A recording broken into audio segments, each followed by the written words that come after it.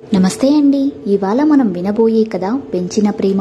రచించిన వారు జీడిగుంట శ్రీనివాసరావు గారు. సూపర్ బజార్కెళ్లి ఇంటికి కావలసిన సరుకులు కొనుక్కుని మెల్లగా నడుచుకుంటూ వస్తున్న లక్ష్మి శశిధర్ దంపతులకు చెత్తకుండి వెనుక నుంచి చిన్న పిల్లాడి ఏడుపు వినిపించి చేతిలో సంచి భార్య చేతికిచ్చి ఏడుపు వినిపించిన చోటికి వెళ్లి చూశాడు. రబ్బర్ షీట్ మీద పడుకుని ఏడుస్తున్న పిల్లాడిని చూసి ఎత్తుకుని అటూ ఇటూ చూసి ఆ పిల్లాడి ఎవరో మీకు తెలుసా అని దారిన పోయే వాళ్ళని అడిగాడు. మాకు తెలియదు, మీరు పోలీసులకు అప్పగించండి, వాళ్ళు చూసుకుంటారు అంటూ వెళ్లిపోయారు. ఏమండి, మనకు పిల్లలు లేరు కదా, ఎవరో మాకు వద్దు అనుకుని వదిలేశారు. మనం కావాలి అని ఈ పిల్లాన్ని తీసుకుని వెళ్లి పెంచుకుందాం, ఏమంటారు అంది లక్ష్మి. ఈ ఊరిలో చాలా మందికి మనకి పిల్లలు లేరని తెలుసు. ఇప్పుడు ఈ పిల్లాడిని చూసి గిట్టని వాళ్ళు పోలీసులకు చెబితే మనం ఇబ్బందిలో పడతాము అన్నాడు శశిధర్.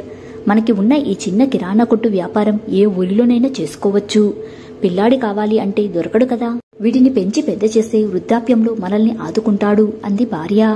సరే, నీ ఇష్టం, నువ్వు ఈ బాబుని తీసుకుని హాస్పిటల్లో చూపించి ఇటు నుంచి ఇటే భద్రాచలం వెళ్లిపో మీ తమ్ముడి ఇంటికి.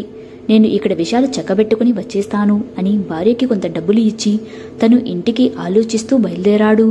హాస్పిటల్లో బాబుని పరీక్ష చేసిన డాక్టర్ గారు పిల్లాడు ఆరోగ్యంగానే ఉన్నాడు, కొన్ని డ్రాప్స్ రాసిస్తాను వాడండి అని చెప్పడంతో ఊపిరి పీల్చుకుని తను కొన్న డ్రెస్ పిల్లాడికి వేసి భద్రాచలం బస్సు ఎక్కింది. బస్సులో నుంచి తమ్ముడికి మెసేజ్ పెట్టి తనని బస్టాండ్కి వచ్చి కలవమని కోరింది. పిల్లాడితో దిగిన అక్కగారిని తన కారులో కూర్చోపెట్టి, అక్క, ఇప్పుడు ఈ రిస్క్ అవసరమా మీకు?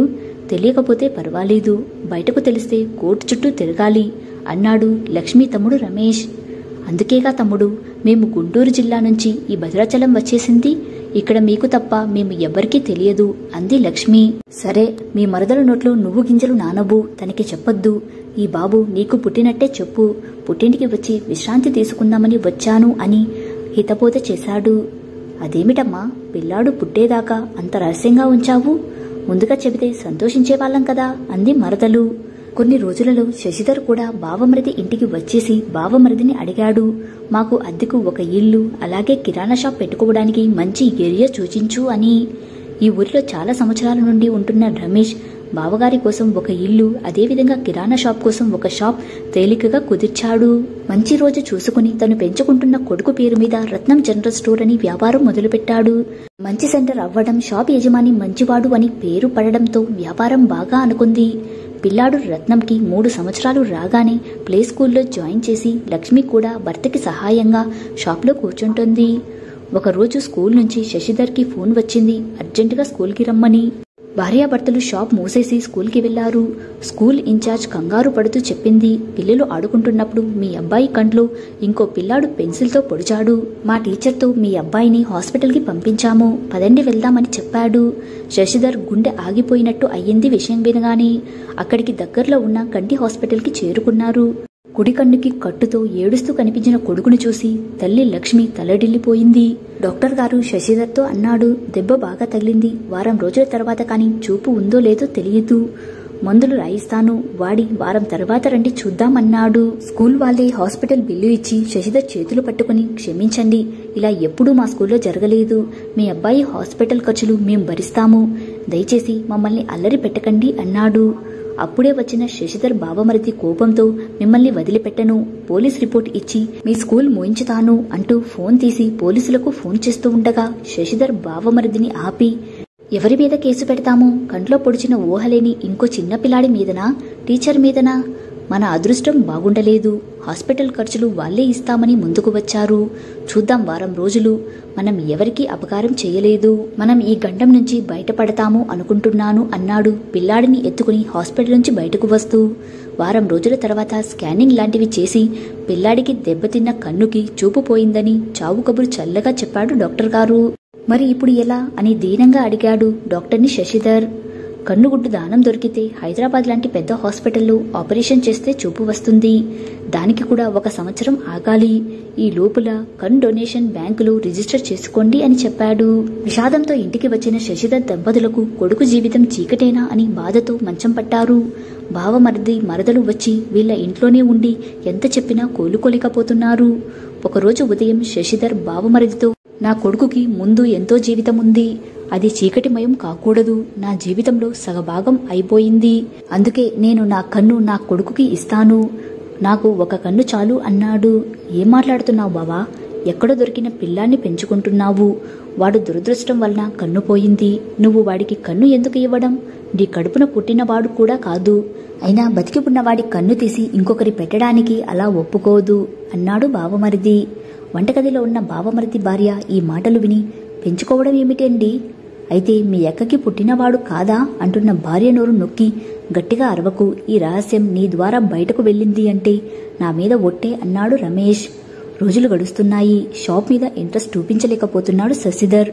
బావగారి బాధ చూడలేక తనకి తెలిసిన డాక్టర్ స్నేహితుడికి విషయం తెలియజేసి ఏదైనా ఉపాయం చెప్పమన్నాడు రమేష్.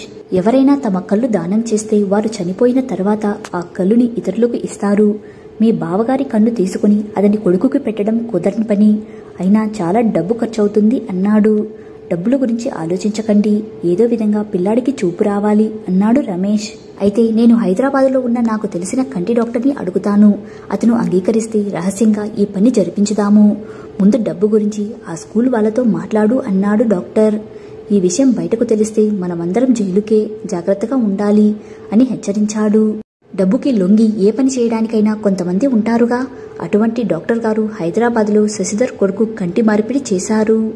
ఒంటి కంటితోనే వ్యాపారం దివ్యంగా చేస్తూ పిల్లాడిని 10th క్లాస్లో చేర్పించాడు. కొడుకు రత్నంకి తల్లిదండ్రులంటే విపరీతమైన ప్రేమ. తండ్రి కన్ను ఎలా పోయింది అని తల్లిని ఎన్నిసార్లు అడిగినా మీ నాన్నకి పుట్టినప్పుడే ఒక కన్ను లేదు అని అబద్ధం చెప్పింది కొడుక్కి లక్ష్మి. వ్యాపారంలో బాగా సంపాదిస్తూ ఆనందంగా ఉన్న శశిధర్ లక్ష్మిలను చూసి ఓర్వలేక రమేష్ భార్య రత్నంకి చెప్పింది, వీళ్ళు మీ స్వంత తల్లిదండ్రులు కాదు, నువ్వు ఎక్కడో దొరికితే తీసుకుని వచ్చి పెంచుతున్నారు అని. ఆ మాటలకి రత్నం మనసులో అలజడి మొదలైంది. అంటే వీళ్ళు తన తల్లిదండ్రులు కాదు అన్నమాట. అయితే నా తల్లిదండ్రులు ఎవరు అనుకుంటూ పెంచిన తల్లిదండ్రుల మీద ద్వేషం పెంచుకుని వాళ్ళతో సరిగ్గా మాట్లాడకపోవడం. తండ్రిని నీకు సరిగ్గా కనిపించదు కదా, ఆ గుడ్డితనంతో ఎందుకు షాప్కి వెళ్లడం? నువ్వు ఇంట్లో కూర్చో, నేను షాప్కి వెళ్తాను అని గొడవ పెట్టుకున్నాడు. నువ్వు బాగా చదువుకొని ఇంజనీర్వి అయితే అప్పుడు షాప్ అమ్మేసి నీ దగ్గర హాయిగా ఉంటాము అన్న శశిధర్ వంక విసుగ్గా చూసి, నేను ఇంకా చదవను, రేపటి నుంచి మీరు షాప్కి రావద్దు, నన్ను చూసి ప్రతివాడు ఆ గుడ్డతను కొడుకురా అని ఏడిపిస్తున్నారు అన్నాడు. మర్నాడు నుంచి రత్నం స్కూల్కి వెళ్లకుండా షాప్కి వెళ్లి వచ్చిన డబ్బులు ఇంట్లో ఇవ్వకుండా స్నేహితులతో జులాయి తిరుగుళ్లు తిరగటం మొదలుపెట్టాడు. విషయం తెలిసిన శశిధర్ లోపల కుమిలిపోతున్నాడు. శశిధర్ భార్య చూస్తూ ఉండలేక తమ్ముడికి విషయం చెప్పింది. చెత్తకుప్పలో దొరికిన వీడికి మంచి బుద్ధులు ఎలా వస్తాయనుకుంటున్నావక్కయ్య? వీడి కోసం బావగారు గుడ్డితనం కోరి తెచ్చుకున్నాడు. మీ కర్మ అనుభవించాలి, తప్పదు అంటూ వెళ్లిపోయాడు. రాత్రి షాప్ కట్టేసి టైంకి రమేష్ షాప్ దగ్గరికి వెళ్లాడు. జనం బాగానే ఉన్నారు. పని కుర్రాడికి షాప్ అప్పగించి బయట నించొని స్నేహితులతో మాట్లాడుతున్న రత్నం మామయ్య రావడం చూసి స్నేహితులను పంపించేసి, రండి మామయ్య, ఏమైనా కావాలంటే నేను తీసుకుని వచ్చి ఇచ్చేవాడినిగా, మీరెందుకు రావడం అన్నాడు. షాప్ ఎలా నడుపుతున్నావో చూద్దామని వచ్చాను. పని కుర్రాన్ని టీ తీసుకుని రమ్మను అని చెప్పి, నువ్వు చదువు మానేసి ఎందుకు తల్లిదండ్రులు చులకనగా మాట్లాడవలసి వచ్చింది? నీకు ఏమైంది అసలు? మీ నాన్న నువ్వు గొప్పవాడివి కావాలని ఎన్ని ఆశలు పెట్టుకున్నాడో తెలుసా అన్నాడు. అసలు నా తల్లిదండ్రులు ఎవరో తెలుసుకోవాలని నా ఆశ గురించి మీకెవరికీ అక్కర్లేదా? నన్ను ఆ చెత్త కుండీలో పడేసి ఉంటే ప్రాణం పోయి ఉంటే బాగుండేది. వీళ్ళు నా సొంత తల్లిదండ్రులు కాదు అని తలుచుకుంటే భయంగా ఉంది అన్నాడు రత్నం. నీకు వాళ్ళు నీ తల్లిదండ్రులు కాదు అని ఎందుకు అనుకుంటున్నావు అన్నాడు రమేష్.